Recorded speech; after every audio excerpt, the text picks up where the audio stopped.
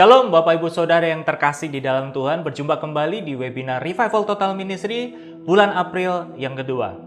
Kita semua sudah diberkati melalui pujian penyembahan dan kita mau sama-sama say thanks sama Nico, Lauren dan kawan-kawan yang sudah membawa kita masuk dalam hadirat Tuhan. Saya mau ajak Bapak Ibu Saudara semua untuk sekali lagi kita berdoa. Bapa, Tuhan Yesus dan Roh Kudus, selamat sore.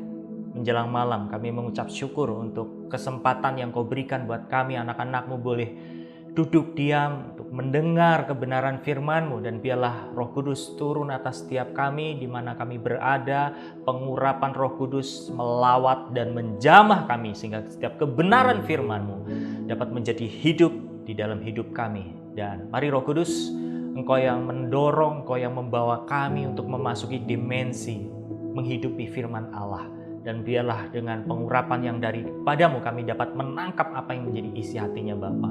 Terima kasih Bapa, Tuhan Yesus dan Roh Kudus, dan biarlah atmosfer surga boleh mencengkram setiap kami dimanapun kami berada, dan kami alaskan ibadah ini di dalam nama satu, yaitu nama Tuhan Yesus Kristus. Haleluya, amin. So, 2 minggu lalu kita sudah mendengar satu kebenaran firman yang sudah dibawakan oleh Pak Anton yang membicarakan satu tema, yaitu penerimaan atau akseptasi. Nah, Bapak Ibu Saudara sekalian, sesuai dengan value RTM yang beberapa waktu lalu kita sudah membahas, yang mana value RTM itu adalah imamat rajani. I bicara integritas, M bicara mau belajar, A bicara akseptasi yang 2 minggu sudah dibahas, dan minggu ini saya akan melanjutkan apa yang sudah disampaikan oleh Pak Anton, yaitu mengenai tema akseptasi. Jadi ini satu bentuk lanjutan. Nah, saya beri tema yaitu mengenai fishers of men atau penjala manusia. Apa kaitannya penerimaan dengan menjala manusia? Mari kita belajar bersama-sama. Saya mulai dari kisah anak bungsu yang terhilang. Di dalam Injil Lukas pasal 15 ayat 17 sampai 24. Saya akan bacakan buat Bapak Ibu Saudara sekalian semuanya. Lalu ia menyadari keadaannya. Katanya, betapa banyaknya orang upahan Bapakku yang berlimpah-limpah makanannya, tetapi aku di sini mati kelaparan. Aku akan bangkit dan pergi kepada Bapakku dan berkata kepadanya, Bapa, aku telah berdosa terhadap surga dan terhadap Bapa. 19. Aku tidak layak lagi disebutkan anak Bapa.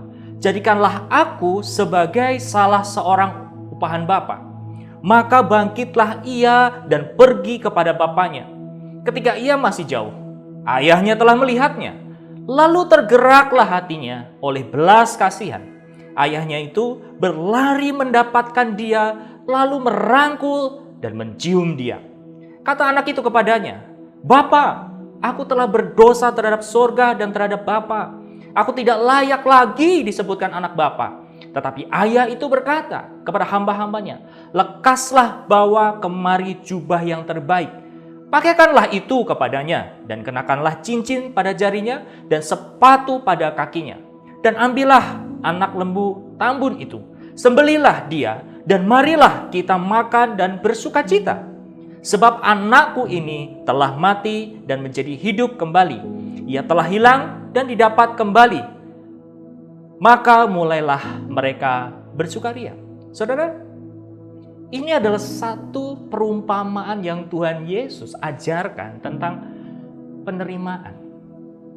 Yang mana anak bungsu yang terhilang ini memilih kehidupan yang pesta pora, kehidupan yang bebas.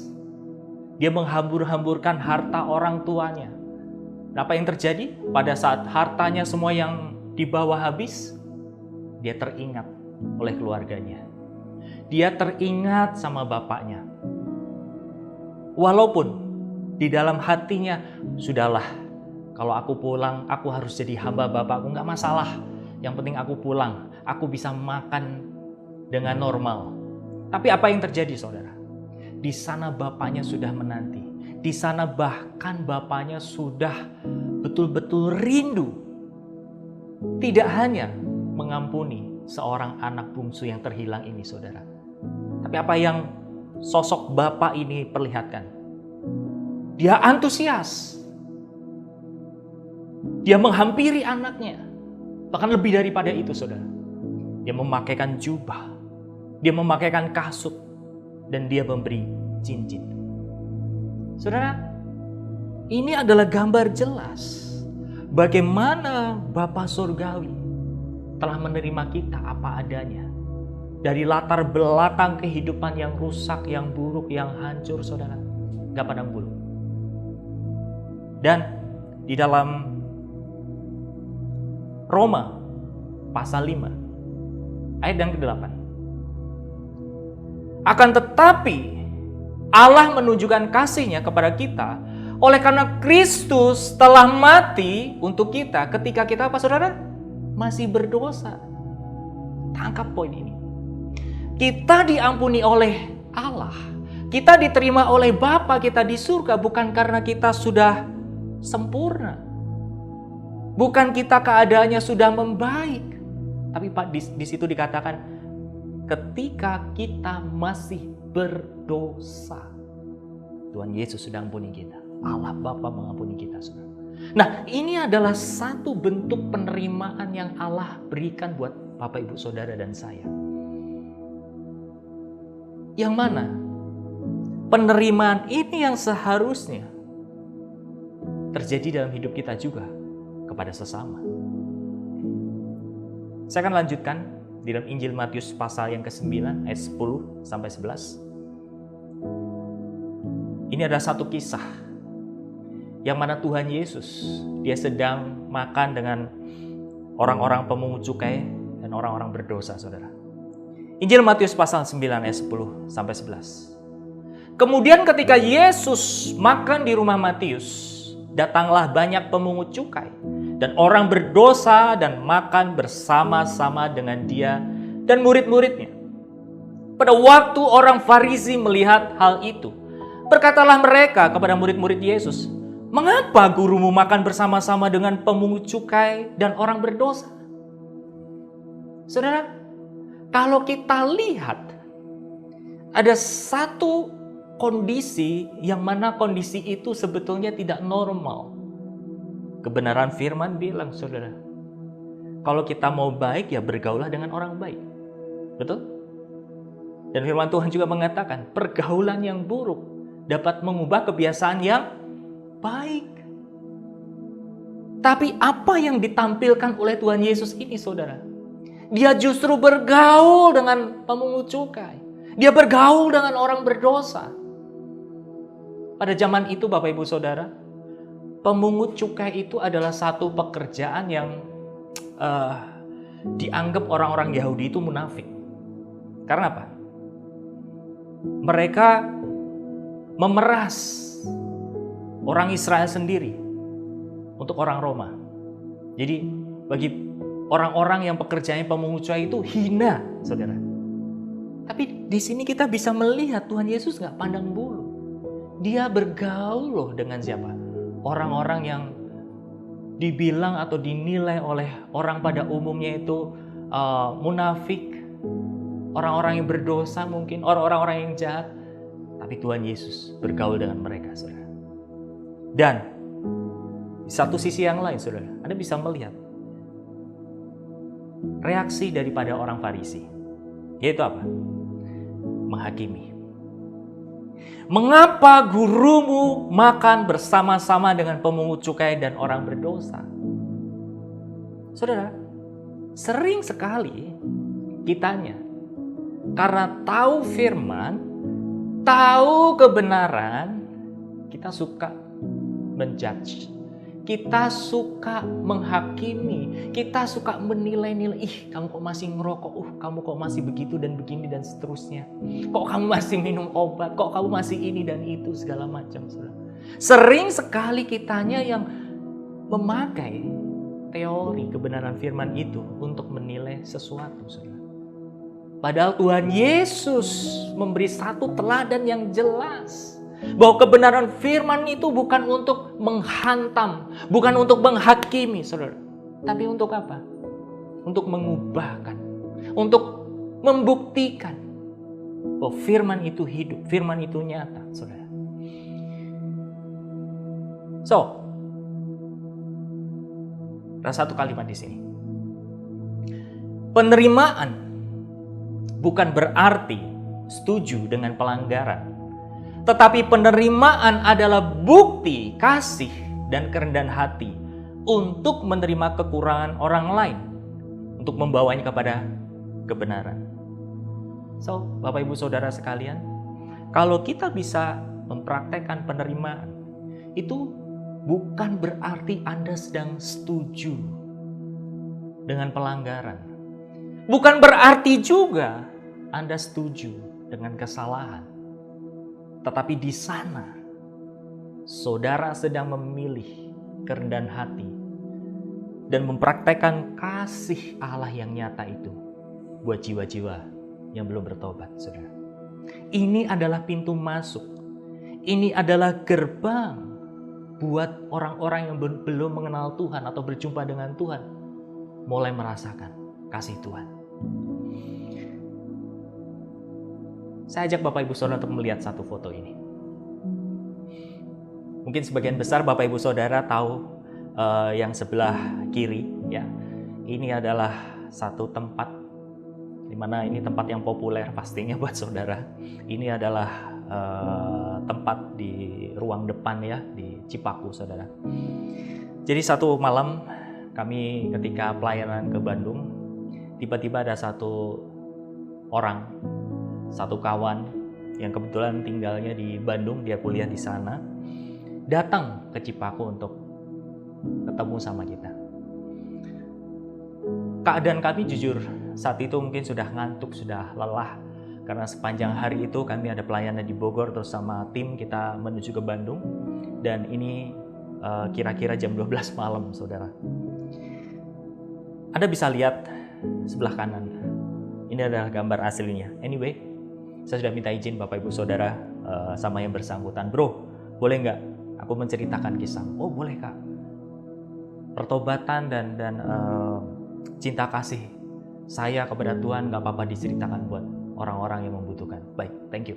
Nah, jadi kenapa saya berani di sini cantumkan foto dan gambar ini, karena saya sudah minta izin. Nah, Bapak Ibu Saudara sekalian, saya nggak sebut nama, tapi satu pribadi ini saya sangat antusias menerimanya. Bukan berarti orang ini sudah khatam baca Alkitab dari Kejadian sampai Wahyu, dia sudah pelayanan, dia punya karakter kepribadian yang betul-betul seperti Kristus. Belum, tapi saya tidak menghakimi, toh juga saya masih belajar, saudara. Tapi yang membuat saya bisa mengasihi orang ini adalah apa, saudara? Hatinya. Walaupun saat itu keadaannya dia masih merokok, walaupun saat itu berjumpa dengan kami beberapa minggu yang lalunya, saudara, dia habis berantem sama orang, dia habis berkelahi. Dan waktu datang kepada kami, dia cerita, dia bawa rokok. Saya sampai bilang, udah bro, oh nggak apa-apa, rokok aja. Tapi jawabnya, enggak om. Ya di situ kami sharing, kami berbagi dengan bahasa yang ya sesuai dengan keadaannya, saudara. Tapi puji nama Tuhan, tidak ada satu titik atau koma pun untuk menghakimi atau menganggap remeh orang ini. Tapi sebaliknya, saya tahu hati Tuhan sangat mengasihi pribadi ini, orang ini. Walaupun saudara mungkin saat itu keberadaannya masih bergumul dengan dosa-dosanya, saudara. Tapi saya mau bilang, I don't care. Saya nggak peduli. Karena Tuhan juga nggak peduli dengan masa lalu. Tuhan peduli dengan hatimu yang mau berubah. Tuhan peduli dengan potensimu. Tuhan peduli dengan masa depanmu. Jadi banyak yang anak ini sampaikan, teman ini sampaikan kepada kami saling terbuka, ngomong apa adanya. Ya bahasanya bahasa jalanan, saudara.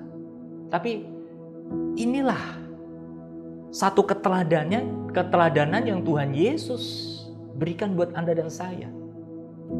Bahwa kita nggak anti sama orang-orang yang masih mungkin belum benar, masih berantakan. Tapi kita harus bisa melihat hatinya, saudara. Dan kita juga harus bisa merasakan hati Tuhan kepada jiwa-jiwa itu. Jadi ketika orang ini datang, sahabat ini datang, saudara, kita nggak langsung guruin, kita nggak langsung, kamu harus berhenti merokok, kamu harus tinggalkan ini, kamu harus begini, kamu harus begitu dan begini, saudara.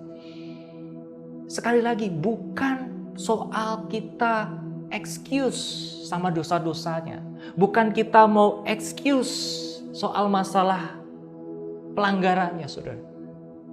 Tapi kita mau lebih mengasihi pribadinya dulu. Karena ini pintu gerbang, saudara. Nah, inilah penerimaan. Saya lanjutkan dulu.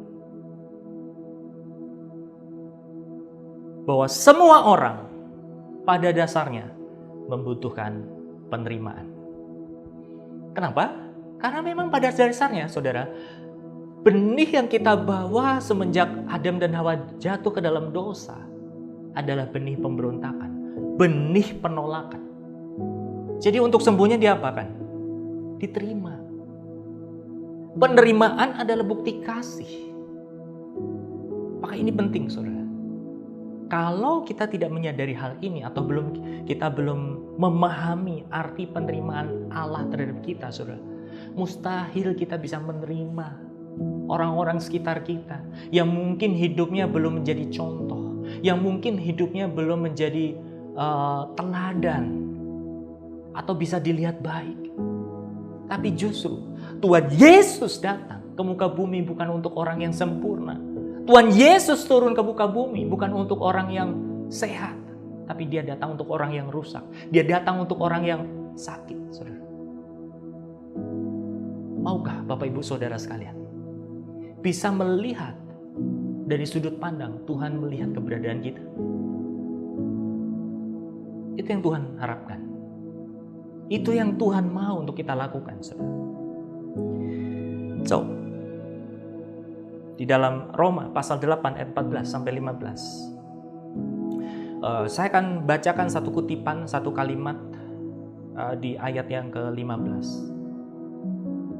Sorry, dari ayat 14 boleh saya akan bacakan.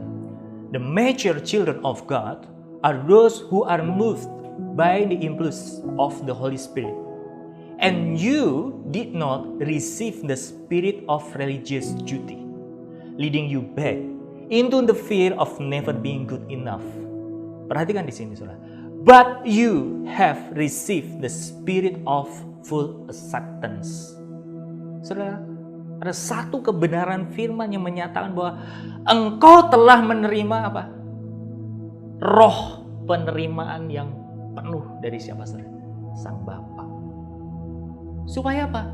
Kita tidak didrive, kita tidak didorong oleh rasa kebersalaan, rasa intimidasi yang terus-menerus mengganggu hati nurani kita, saudara. Rasa bersalah itu bagus buat apa? Menyadarkan kita bahwa oke, saya salah. Tapi stop sampai di situ. Izinkan karya salib Tuhan Yesus yang mati 2000 tahun yang lalu buat Anda dan saya. Dan mulailah percaya penebusannya Dia betul-betul mengampuni masa lalu kita. Dia melepaskan kita dari setiap kelemahan-kelemahan kita, saudara. Dan menerima yang namanya apa? Spirit of full acceptance. Roh penerimaan yang penuh dari Sang Bapa. Saya lanjut. Kisah perempuan Samaria. Apa kaitannya? Saya ajak Bapak Ibu Saudara untuk melihat lebih dalam lagi. Yohanes pasal 4 dari ayat yang ke-6 saya bacakan buat Bapak Ibu Saudara sekalian. Di situ terdapat sumur Yakub. Yesus sangat letih oleh perjalanan. Karena itu, ia duduk di pinggir sumur itu. Hari kira-kira pukul 12. Ayat 13. Jawab Yesus kepadanya, barang siapa minum air ini, ia akan haus lagi. Tetapi barang siapa minum air yang akan kuberikan kepadanya, ia tidak akan haus untuk selama-lamanya. Sebaliknya, air yang akan kuberikan kepadanya akan menjadi mata air di dalam dirinya, yang terus-menerus memancar sampai kepada hidup yang kekal. Kata perempuan itu kepadanya, Tuhan, berikanlah aku air itu, supaya aku tidak haus dan tidak usah datang lagi ke sini untuk menimba air.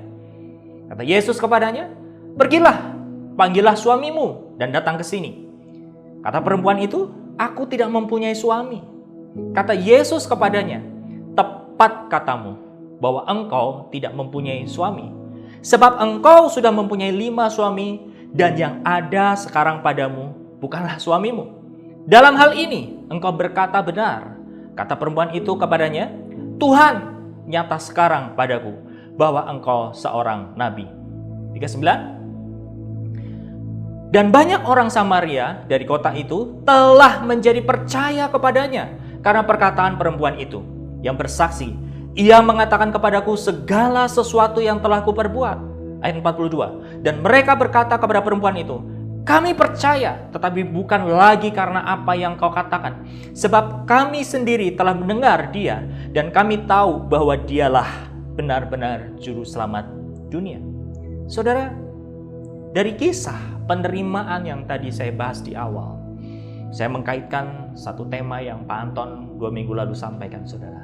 Bahwa yang namanya penerimaan itu adalah gerbang buat orang bertobat, saudara. Apa yang kita lihat contoh ini? Yang pertama, ayat yang ke-6. Kalau tadi Bapak Ibu Saudara perhatikan, perempuan Samaria ini menimba di sumur Yakub. Jam berapa?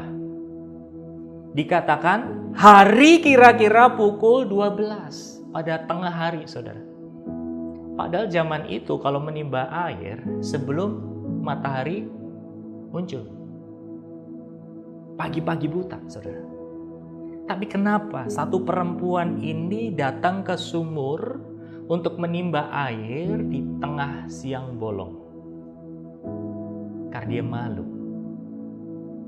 Dia malu dengan keadaannya, saudara. Dia merasa gak nyaman kalau lagi nimba ketemu sama perempuan yang lain pada saat pagi-pagi buta.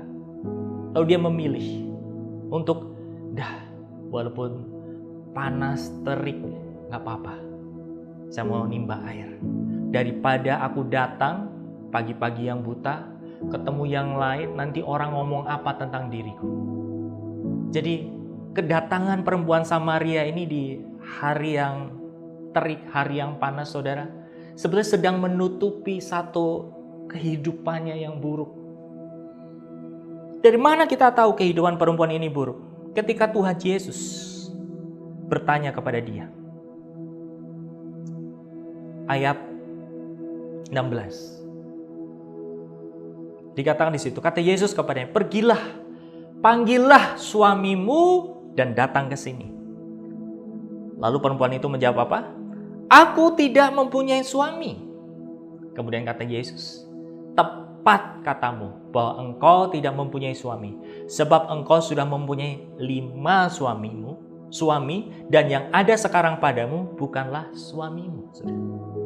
Ini adalah aib perempuan itu. Makanya dia memilih menimba air di waktu yang siang. Karena apa, saudara? Dia menutupi sesuatu. Apakah ini satu kebetulan Tuhan Yesus lewat lalu ketemu? Saya percaya tidak. Dia memang sengaja lewat di situ.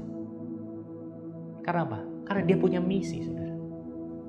Dia tahu akan ketemu satu orang. Dan satu orang ini punya potensi yang besar sekali. Walaupun dia penuh dengan dosa, walaupun dia kehidupannya penuh dengan aib, tapi Tuhan Yesus nggak peduli. Dia adalah Tuhan yang tetap Tuhan untuk menyatakan kebenaran. Ini yang saya salut sama Tuhan Yesus, saudara. Jadi ketika kita ketemu dengan siapapun, janganlah melihat rupa, janganlah melihat apa yang Anda lihat, tapi berfokuslah dengan hatinya Tuhan. Berfokuslah dengan hatinya Bapa, saudara. Untuk membawa apa, saudara? Untuk membawa kabar baik. Untuk membawa apa, saudara? Untuk membawa gerbang pemulihan melalui kasih Allah buat orang tersebut, saudara. Dengan cara apa? Dengan cara kita tidak menghakimi. Dengan cara apa? Dengan cara kita tidak melihat rupa. Tidak memasang jarak pada orang-orang yang berjumpa dengan kita. Karena pada dasarnya, saudara, kita semua adalah orang-orang yang masih berdosa, orang-orang yang masih dalam proses penyempurnaan. Kedewasaan kita ditentukan bukan seberapa Anda tahu firman, tapi kedewasaan kita ditentukan oleh seberapa kita menghidupi firman, saudara. Amin. Ada satu kisah, satu lagi. Saya dengar ini dari satu sahabat saya yang berada di Bandung. Waktu pelayanan di Kupang, satu sahabat ini mengkisahkan kisah penerimaan. Yang mana kisah ini ada suami istri, dia mau berangkat pergi ke gereja. Di tengah perjalanan, istrinya bilang sama suaminya, "Pak, handphone sudah dimatiin belum? Sudah di silent belum?" Katanya sudah. Tapi ternyata saudara, suaminya lupa untuk tekan tombol silent di handphonenya. Lalu apa yang terjadi? Waktu suami istri ini masuk dalam satu peribadahan di gerejanya, tiba-tiba pada suasana yang hening, pendetanya, hamba Tuhannya sedang menyampaikan khotbah kebenaran firman, tiba-tiba ada telepon yang berdering. Dan sontak, satu ruangan itu kaget dengan dering handphone yang sedang berbunyi. Apa yang terjadi? Suami ini kaget. Hah? Mungkin panas dingin, saudara. Aduh, mati gua. Lupa. Dia merasa bersalah.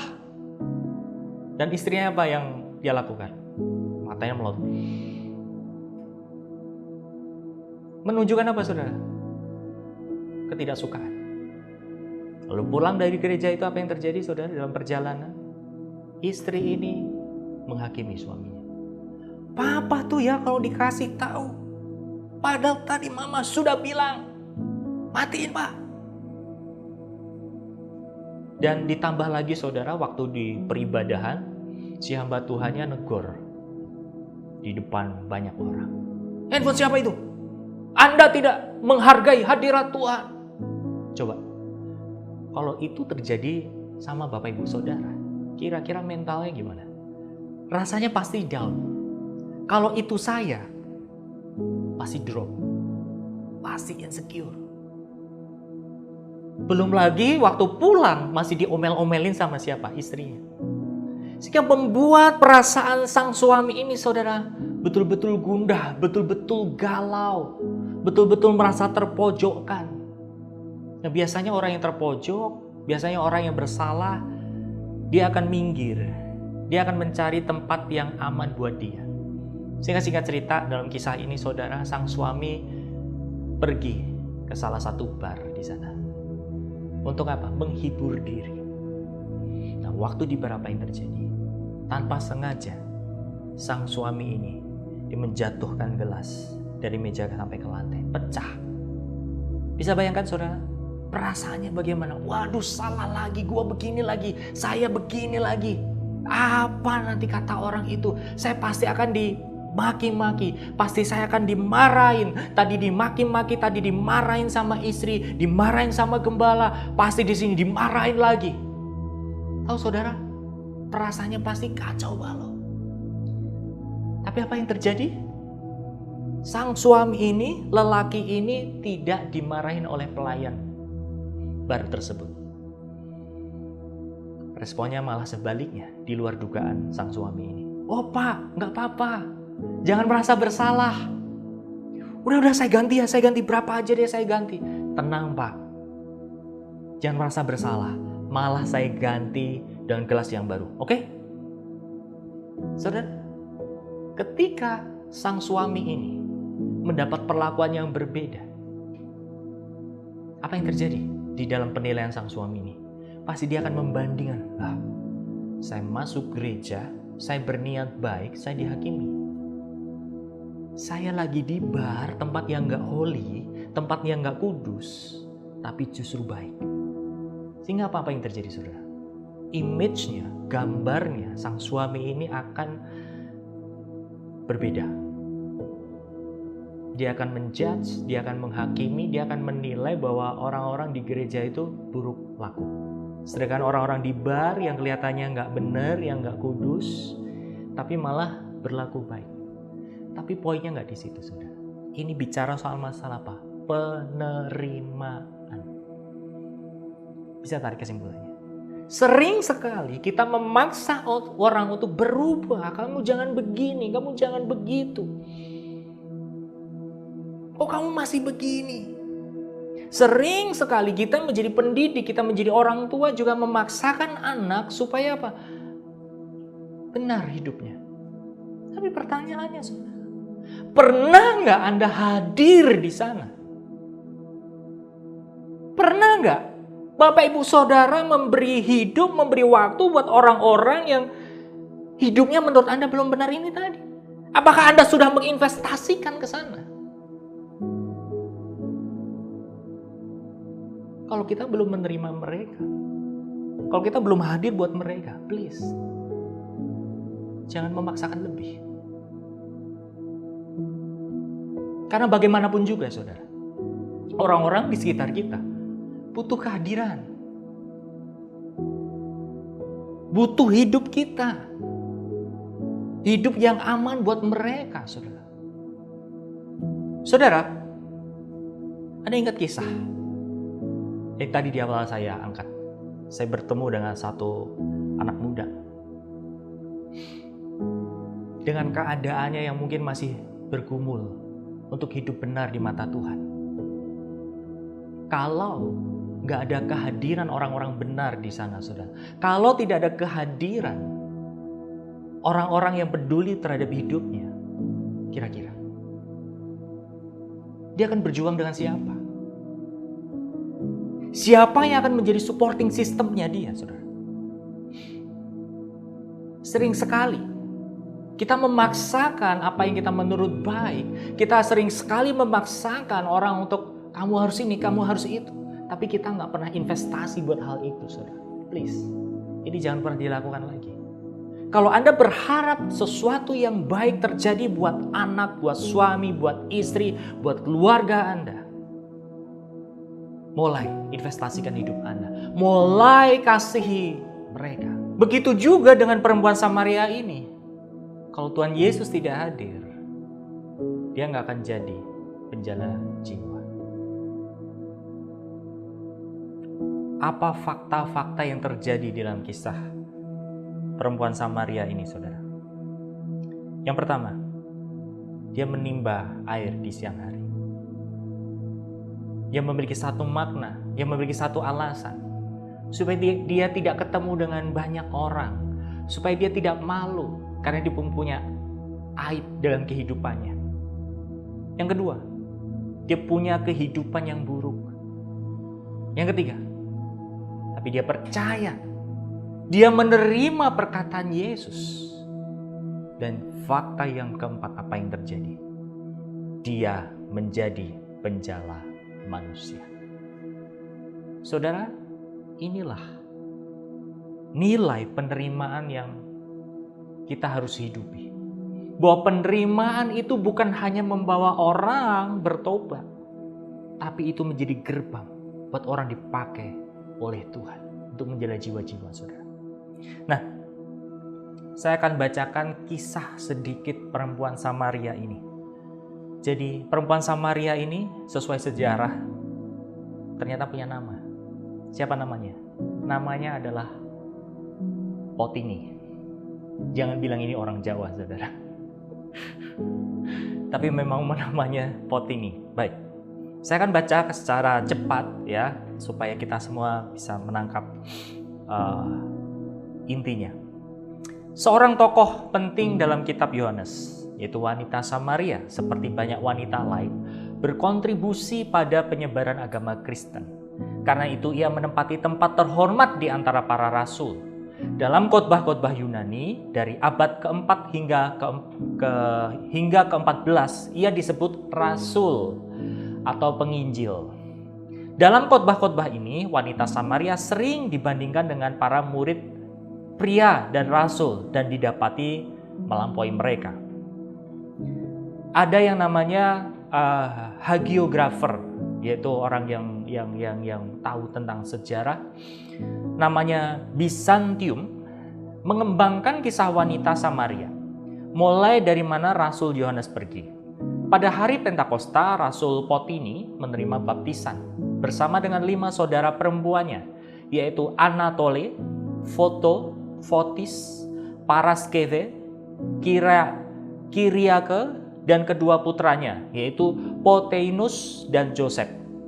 Dia kemudian memulai karir misionaris, melakukan perjalanan jauh dan luas, mengkhotbahkan kabar baik tentang kedatangan Yesus, kematian Yesus, dan kebangkitannya.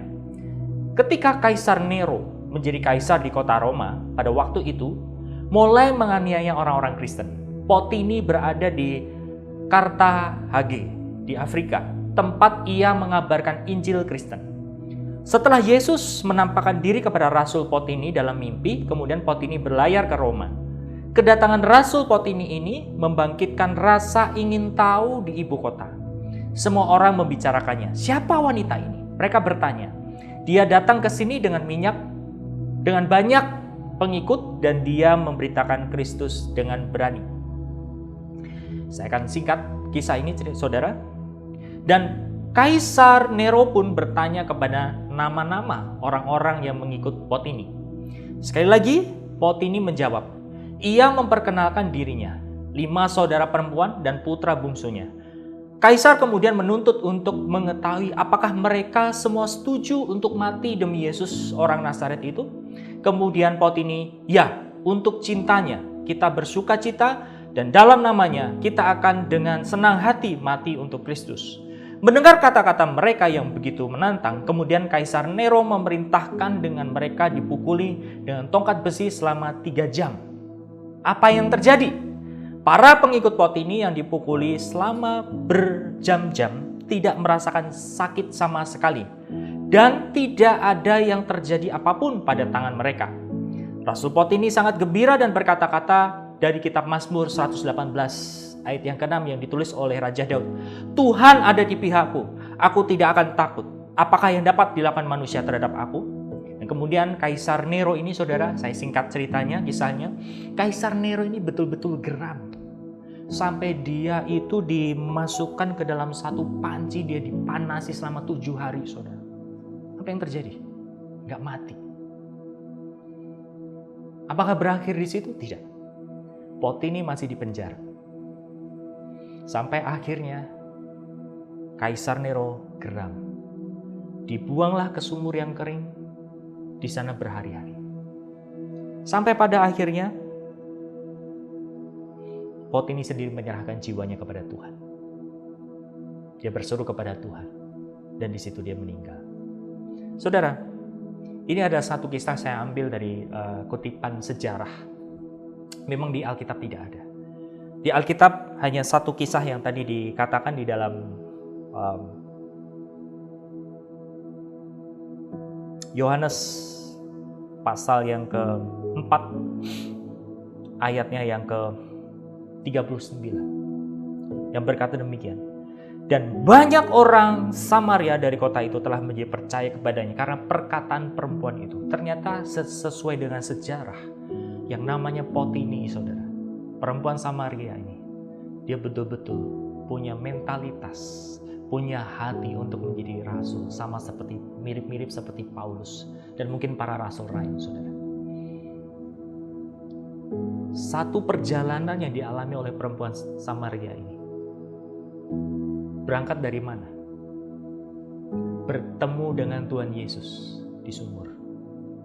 Dengan keadaan yang keberadaannya masih compang-camping, yang keberadaannya masih hancur-hancuran, yang keberadaannya masih memalukan, saudara. Tapi dia meresponi penerimaan yang Tuhan Yesus berikan buat dia. So, saya mau berdoa buat Bapak Ibu Saudara sekalian dimanapun Anda berada. Jangan pakai firman Tuhan ini alat menghakimi kepada orang yang mungkin masih buruk laku, yang mungkin standar kehidupannya atau imannya belum sesuai Anda. Please, jangan menjadi alat untuk menghakimi, saudara. Tapi buktikan bahwa Anda kenal Tuhan, Anda sudah diterima oleh Tuhan, hadirlah, terimalah orang yang membutuhkan Tuhan. Sesuaikan, saudara, iman, standar, dan kehidupan orang itu. Bukan untuk menurunkan iman kita, bukan. Bukan menurunkan standar keimanan kita, sama sekali tidak. Tapi pada saat kita memilih untuk menerima, kita sebetulnya sedang memilih untuk mengasihi. Kita sebetulnya sedang memilih untuk merendahkan hati supaya orang itu kenal Tuhan. Kita nggak tahu, saudara. Seperti tadi cerita saya ketemu dengan anak muda. Saya nggak tahu masa depannya. Saya dan kawan-kawan nggak tahu nanti 1 tahun ke depan dia bagaimana. Bagian kami adalah apa? Menerima dia apa adanya. Tapi saya percaya suatu saat panggilan hidupnya terjadi buat orang itu. Dan saya berdoa, orang itu akan jauh lebih luar biasa. Orang itu akan jauh lebih hebat dipakai Tuhan, saudara, daripada saya. Saya punya iman seperti itu. So, mulailah dari yang terkecil, mulailah dari yang terdekat, saudara. Nah, ada satu kutipan yang saya tulis di status WhatsApp saya, saudara. Status ini saya tulis kurang lebih 4-5 tahun yang lalu, saya lupa tepatnya, tapi saya tidak pernah ganti-ganti setelah itu. Kutipannya seperti ini. If you want to change the world, go home and love your family. Jika kamu mau mengubah dunia, pulang dan kasih keluargamu. Ini buat saya memiliki satu makna besar.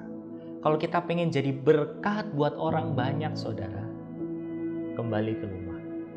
Mulai kasihi keluarga kita. Mulai terima apa adanya orang-orang sekeliling kita, saudara. Supaya apa? Anda bisa mengubah orang lain yang berjumpa dengan Bapak Ibu Saudara. Jadi, untuk menjangkau jiwa ini dibutuhkan penerimaan. Dibutuhkan bukti kasih, saudara. Saya teringat ketika melayani generasi anak muda ini. Saya kira perjalanannya singkat. Tapi ketika masuk ke dalam, menyelam, panjang sekali ceritanya. Disinilah saya belajar tentang arti penerimaan. Di mana saya harus hadir buat mereka. Di mana saya harus menginvestasikan hidup buat mereka. Itulah satu pengorbanan kita untuk orang-orang yang kita kasih, saudara. Sehingga apa? Kita bisa membawa mereka kepada panggilan Tuhan. Bukan sebaliknya. Kita menjadi pendidik-pendidik, kita menjadi orang tua, kita menjadi mentor, kita menjadi senior-senior yang bisanya hanya memaksa, kamu jangan begini, kamu jangan begini, oh kamu harus begini, kamu harus begitu. Kalau kita tidak pernah menginvestasikan hidup kita kepada mereka, jangan pernah orang lain berubah. Jangan pernah menuntut sesuatu hal yang Anda tidak pernah berikan kepada orang yang Anda tuntut. Kalau Anda mau berubah, orang-orang sekitarnya berubah, saudara. Berubahlah mulai dari diri kita. Hadirlah buat mereka. Mari kita pandang. Orang-orang di luar sana membutuhkan kasih. Membutuhkan penerimaan ini. Ketika Bapak Ibu Saudara mempraktikkan penerimaan ini, Anda akan menjadi tempat yang aman buat jiwa-jiwa. Sehingga Bapak Ibu Saudara sekalian dijadikan penjala-penjala manusia.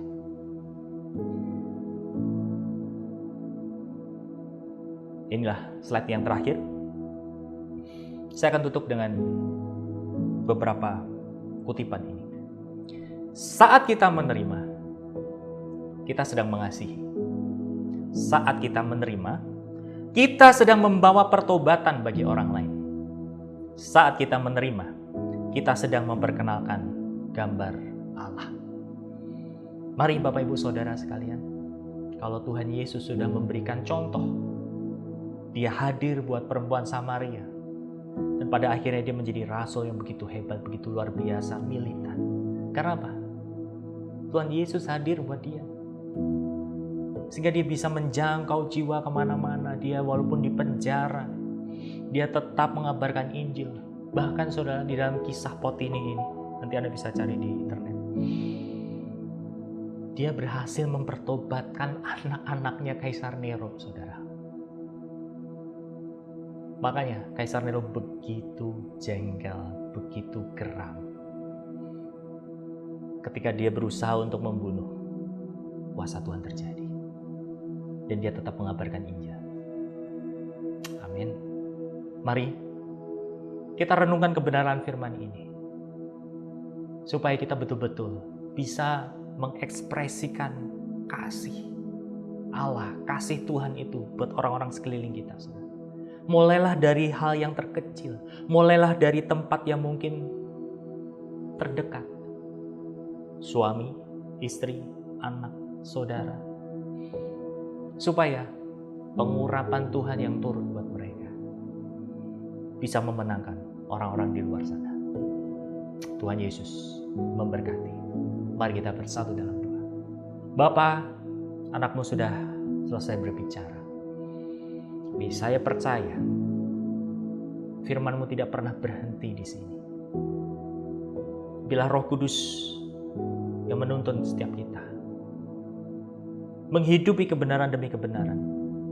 Dan ajar kami Tuhan, ajar kami Roh Kudus, supaya kami boleh menjadi pelaku-pelaku firman-Mu, terutama untuk menjadi pelaku akan kasih-Mu.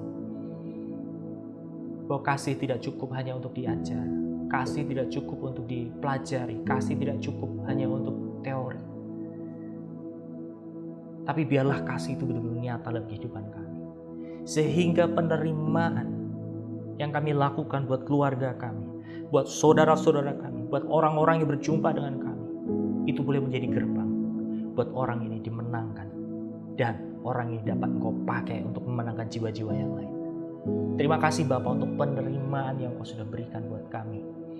Sehingga kami bukan budak, bukan hamba dosa, tapi kami adalah anak-anak yang Engkau kasih. Pulihkan, sembuhkan, gambar diri kami untuk menjadi gambar di seorang anak. Dan pakai kami untuk menjadi gerbang buat surga dimanapun berada. Terima kasih Bapa, terpujilah Engkau. Di dalam nama Tuhan Yesus, kami sudah dimerdekakan oleh firman-Mu, kami sudah dimenangkan. Terpujilah Engkau Bapa. Dalam nama Yesus, kami berdoa dan mengucap syukur, haleluya. Amin. Tuhan Yesus memberkati.